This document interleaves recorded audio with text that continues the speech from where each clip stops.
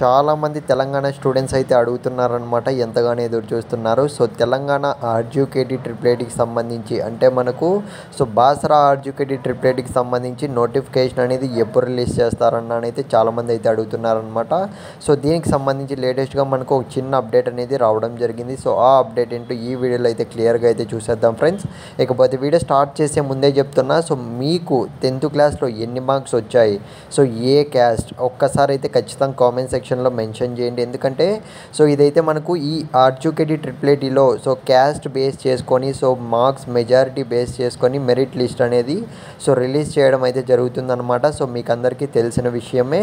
So ఖచ్చితంగా comment సెక్షన్లో అయితే మెన్షన్ చేయండి. సో మీరు ఎలిజిబుల్లా కాదా అని అయితే నేను ఖచ్చితంగా కామెంట్ సెక్షన్లో మీరు పెట్టిన కామెంట్స్కి అయితే రిప్లై ఇవ్వడానికి అయితే ట్రై చేస్తాను. కాకపోతే గుర్తుపెట్టుకోండి, సో ఎవరైతే సబ్స్క్రైబ్ చేసుకుంటారో మాకు అక్కడ చూపిస్తుందన్నమాట. సో సబ్స్క్రైబ్ చేసుకున్న వాళ్ళకి మాత్రమే రిప్లైస్ అనేటివి రావడం జరుగుతుంది.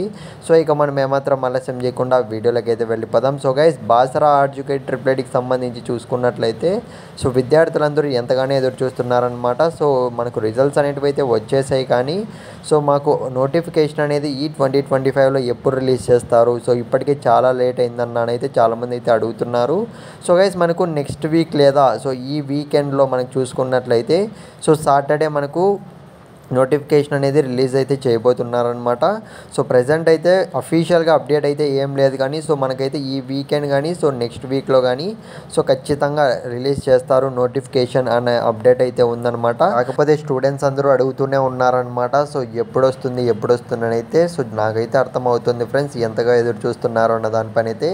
సో మనకు అతి తొందరలోనే నోటిఫికేషన్ అయితే రిలీజ్ అయిపోతుంది. సో ఏమేం డాక్యుమెంట్స్ కావాలి అన్న దానిపైన అయితే సో నెక్స్ట్ వీడియో అయితే చేస్తాను.